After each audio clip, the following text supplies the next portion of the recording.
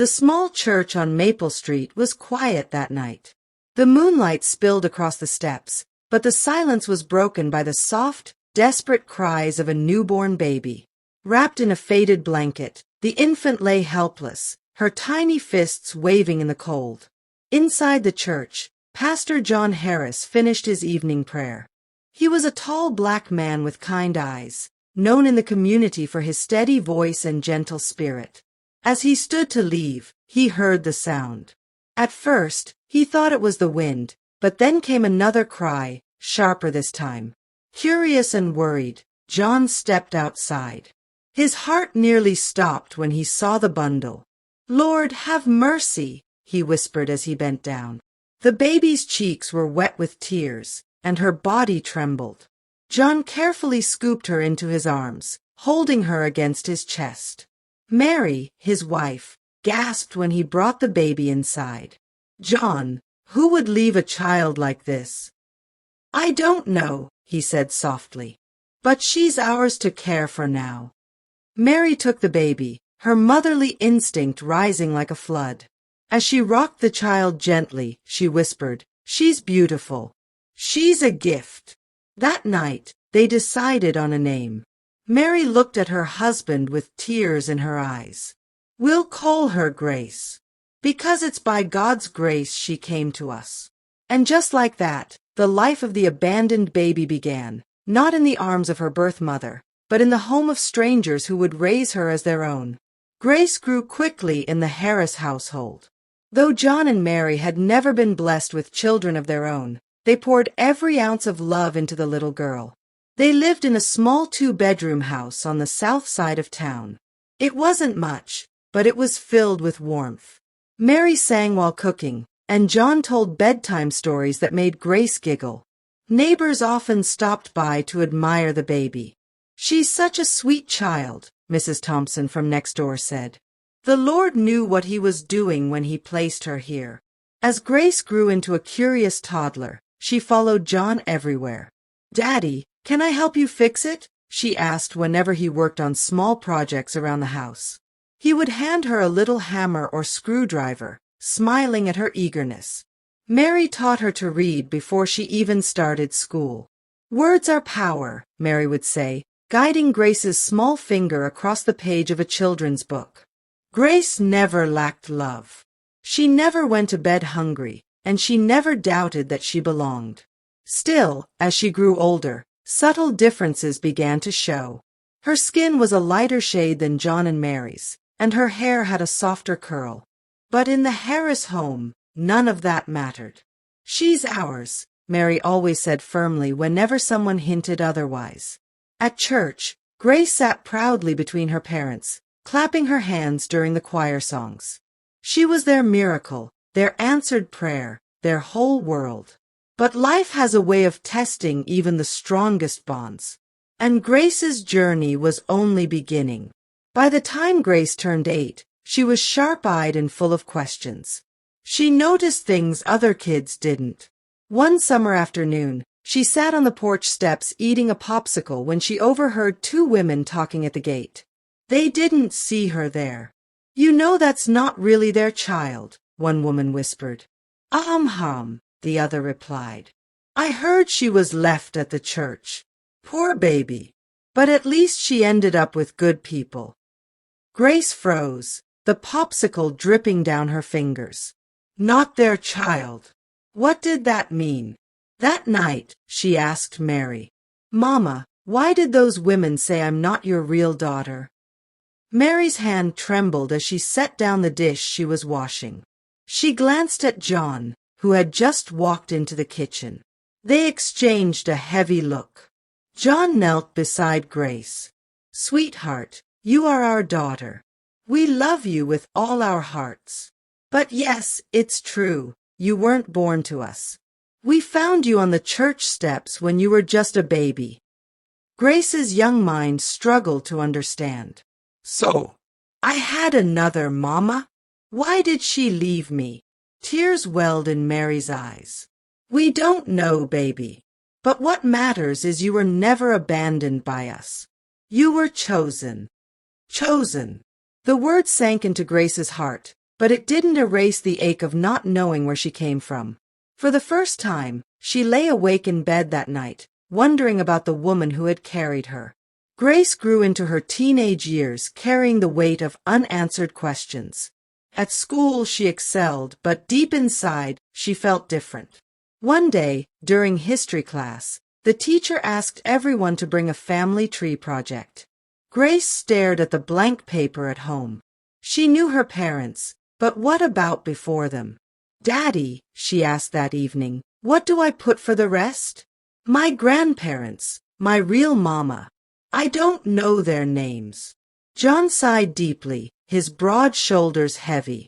"Baby girl, we wish we could tell you, but we don't know either.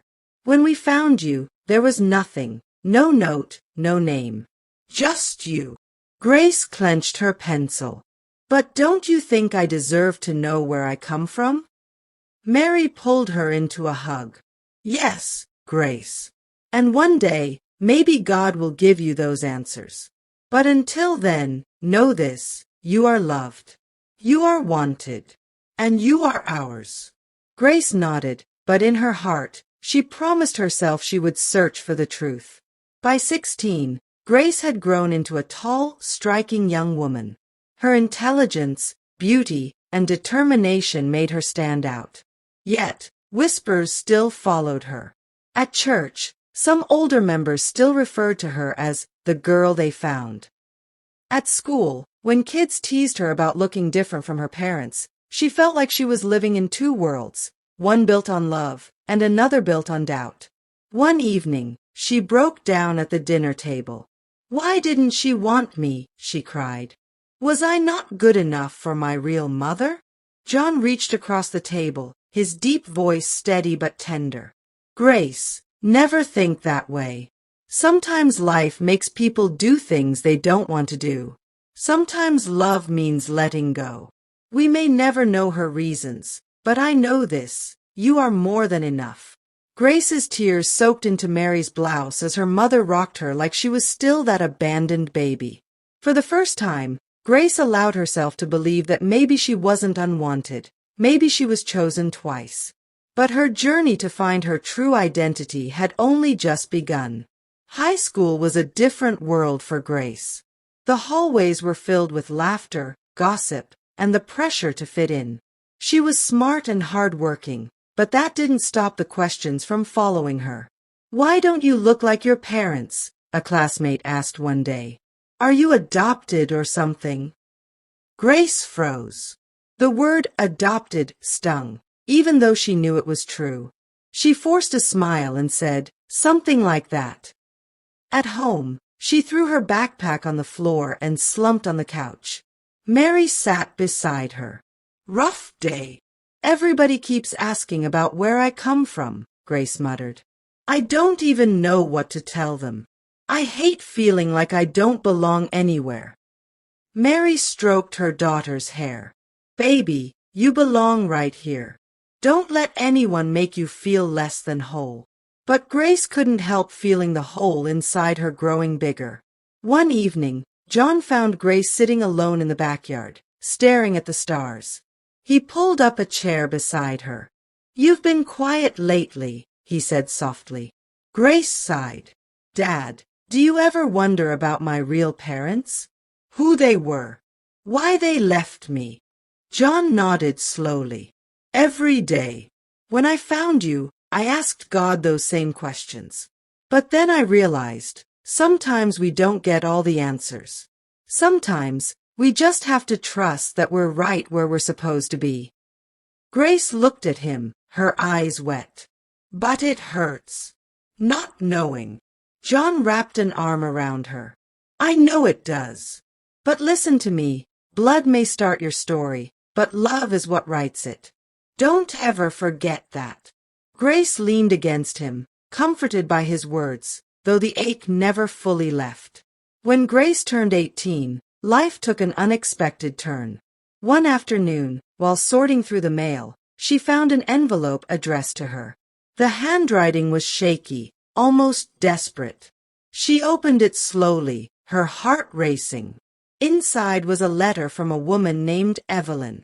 My name is Evelyn Carter. I am your birth mother. I was only 16 when I gave birth to you. I was scared, alone, and had no one to turn to. Leaving you at that church was the hardest thing I've ever done, but I thought it was the only way to give you a chance at life. I have carried the weight of that night every day since. If you are willing, I want to meet you. Grace's hands shook. Tears blurred her vision. After years of wondering, the truth was suddenly here, in her hands. When she showed the letter to John and Mary, silence filled the room. Mary's eyes brimmed with tears, and John's jaw tightened. What do I do? Grace whispered. Mary took her hand. Baby, that's your choice. Whatever you decide, we'll stand with you. Grace decided to meet Evelyn. They chose a quiet cafe in town. Grace's stomach twisted as she walked inside, scanning the room. At a corner table sat a woman in her 30s, her eyes filled with nervous hope. Grace approached slowly.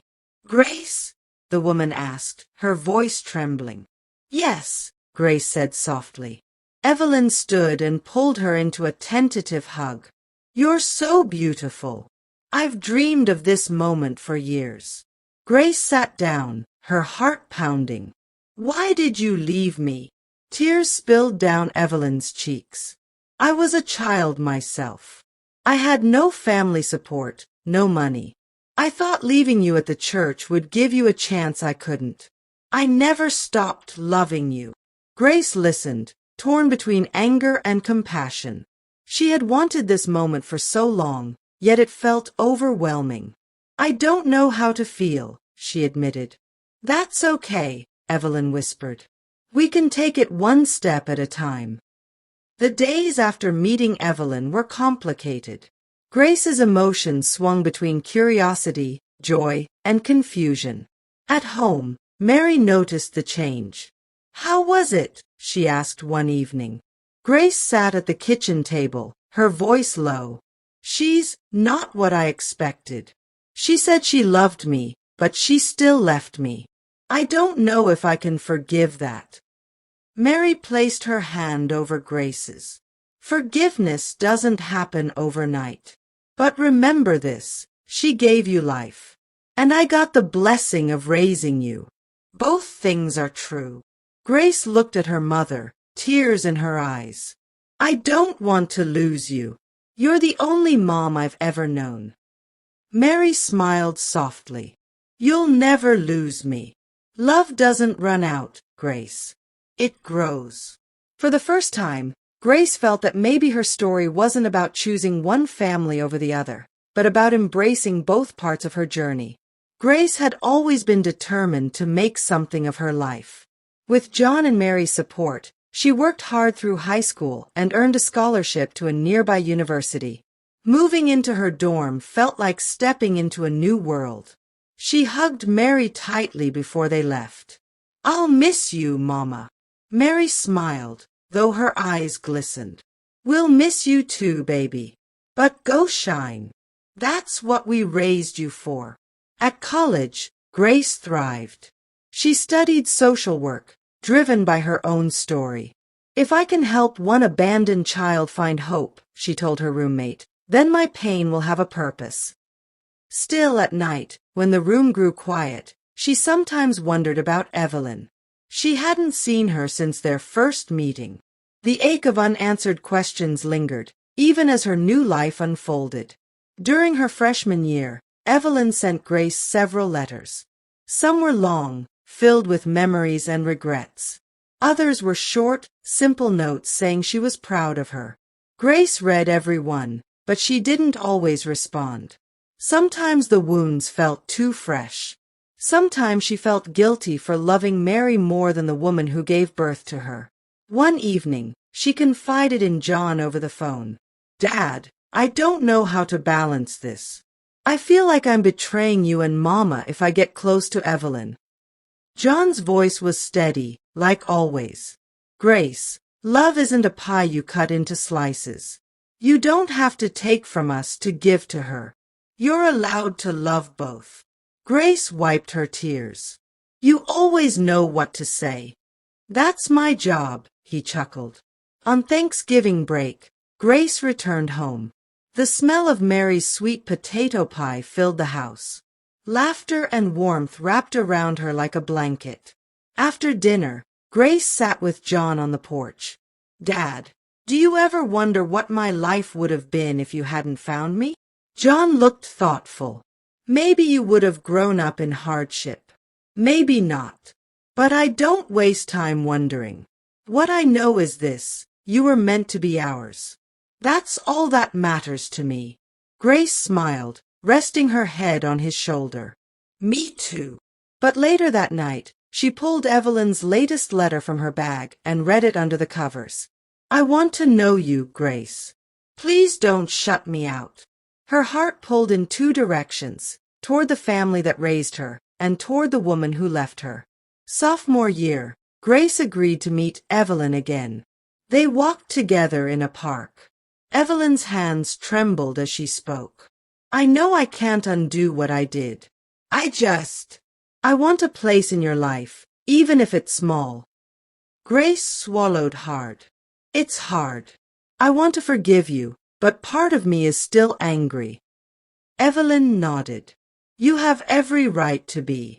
All I can do is prove I'm here now. Grace studied her face, the same eyes she saw in the mirror. If we do this, it has to be slow. I can't pretend nothing happened. That's all I ask, Evelyn whispered. It wasn't perfect, but it was a beginning. Life took a sharp turn the summer before Grace's junior year. John fell ill. What started as simple fatigue soon revealed itself as heart trouble. Grace rushed home, terrified. She sat at his bedside, holding his hand. Daddy, don't you dare leave me, she whispered. John smiled weakly. I'm not going anywhere yet. But listen to me, Grace. You are strong. Stronger than you know. No matter what happens, you carry my love with you. Mary prayed day and night, refusing to give up. With treatment, John's condition stabilized, but the scare left the family shaken. Grace realized how fragile life was. I can't waste time holding grudges, she told herself. Love is too precious. After John's illness, Evelyn asked if she could come to the hospital. Grace hesitated. Mama, is it okay if she visits? Mary's eyes softened. Baby, this is your father's fight, but if you want her here, that's your choice. When Evelyn arrived, she stood awkwardly in the doorway, unsure if she belonged. John broke the silence with his gentle voice. Come in, Evelyn. Whatever the past was, today is about family. Evelyn's eyes filled with tears as she sat quietly by the bed. For the first time, Grace saw both her mothers in the same room, their love for her, though different, woven together. Over the next year, Grace worked to build bridges. She invited Evelyn to her college events, but always kept Mary close. One evening, after a community service program she organized, Evelyn hugged her tightly. I'm so proud of the woman you're becoming. Later, Mary said, she's proud, but don't forget, we've always been proud. I know, Mama, Grace said softly. And I could never forget. For the first time, she felt she didn't have to choose between them. She could carry both. 4 years passed quickly. On graduation day, Grace looked out into the crowd and saw both families, John and Mary on one side, Evelyn on the other. Her heart swelled. As she gave her speech as class representative, she said, I stand here today because love found me, even when life abandoned me. My story began on the steps of a church, but it continues here, with purpose, with family, and with grace. Tears streamed down both Mary's and Evelyn's faces. After the ceremony, John hugged her tightly. You made us proud, baby girl. You made me who I am, she whispered back. Grace began working at a children's center, helping foster kids and abandoned babies. She poured her heart into the work, determined to give others the hope she had once needed. One afternoon, as she cradled a crying newborn, she whispered, You're not alone. Love will find you, just like it found me. Evelyn visited sometimes, helping with donations. Mary baked treats for the kids. Grace smiled as she watched the children play. This is my purpose, she thought, turning my pain into hope for others. Years later, Grace stood at a family gathering. Her husband and young children played in the yard. John and Mary sat on the porch, older now but smiling with pride. Evelyn sat beside them, laughter in her voice as she shared stories. Grace looked around and realized something powerful. She was no longer the abandoned baby on the church steps. She was a woman with two mothers, a father who loved her deeply, and a family that grew out of broken beginnings. She stood tall, her voice steady as she said to her children, "My story was never about being abandoned. It was about being found. And love, real love, never abandons." And with that, Grace finally embraced every piece of her story. Grace loved her work at the Children's Center, but she felt there was more she could do. She applied to graduate school for counseling, determined to gain the skills to guide children through trauma. Late nights of studying, working, and volunteering stretched her thin, but she pushed through. "I'm tired," she admitted to Mary one evening over the phone. Mary chuckled. "Baby, tired means you're working toward something worth having. Keep going." John added, "You're planting seeds. Don't give up before they bloom."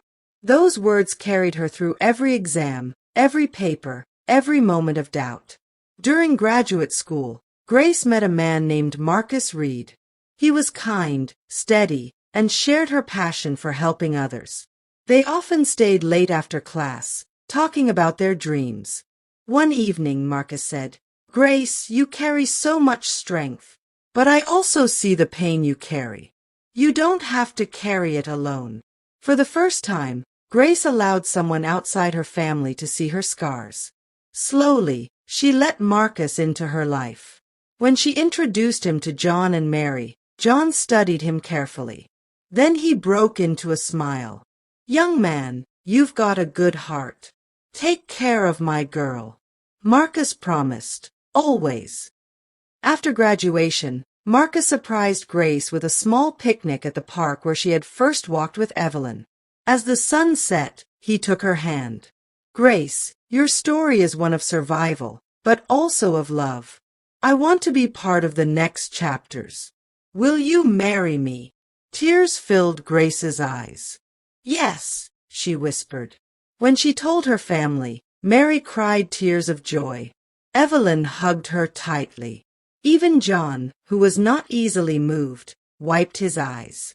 "You deserve this happiness, baby girl." Grace's wedding was a celebration of unity. Both sides of her family came together, Mary in her elegant dress, Evelyn in a soft blue gown, John walking her down the aisle, Marcus waiting with trembling hands. As she looked at the crowd, Grace felt overwhelmed. "Once, I was left alone on church steps. Today, I stand surrounded by love." The vows were simple, but they carried the weight of everything she had lived through. When the pastor pronounced them husband and wife, cheers erupted, and Grace felt her heart finally at peace. Marriage brought new joys, but nothing compared to holding her first child. When her daughter, Naomi, was born, Grace stared at her tiny face in awe. "She's perfect," Marcus whispered. Grace kissed the baby's forehead. "I'll never let her feel abandoned. She will always know she's wanted." Mary wept as she held her granddaughter. "Full circle," she whispered. Evelyn too shed tears, her voice breaking as she said, "Thank you for letting me be here." For Grace, motherhood was healing. Every lullaby she sang was also a song to the baby she once was. Life as a working mother wasn't easy. Between caring for Naomi, supporting Marcus, and managing her job at the Children's Center, Grace often felt stretched thin. One evening, she vented to Marcus. "I feel like I'm failing everyone, my clients, my family, myself." Marcus held her hand. "You're not failing. You're human. And you're the strongest woman I know. It's okay to lean on me too. Grace realized she didn't have to carry everything alone. Love was not just about giving, it was about receiving too. As Naomi grew, she began asking questions. Mommy, why don't you look like Grandma Mary? Grace took a deep breath. Because Grandma Mary isn't the one who gave birth to me. She raised me, and that makes her my mom. I had another mother too, Grandma Evelyn. She gave me life. Naomi tilted her head. So you have two moms? Grace smiled softly. Yes, baby. And both love me very much. Later that night, Grace wept quietly. The questions her daughter asked were the same ones she had wrestled with for years. But now, she had peace in her answers. Time caught up with John. His health began to decline again. One evening, as he lay weak in bed, he called Grace close. Baby girl, he whispered, my time is near. But I need you to know, I never once thought of you as anything but mine. Grace clutched his hand. Daddy, don't talk like that. I can't lose you. John smiled faintly. You'll never lose me. I'll live in your heart, in every lesson, in every memory. Promise me you'll keep living with love. With tears streaming, Grace promised. Days later, John passed peacefully, leaving behind a legacy of love. John's death shook the family deeply. At the funeral, Grace delivered a eulogy. He found me when I was lost. He called me daughter when the world called me abandoned. He was the father every child deserves. His love will never leave me. Mary leaned on Grace's shoulder, and Evelyn wept quietly beside them. For the first time, the two women held each other's hands. Though grief weighed heavy, Grace realized her father's wish was clear. Keep building bridges, keep choosing love. To honor her father's memory, Grace started a foundation for abandoned and foster children.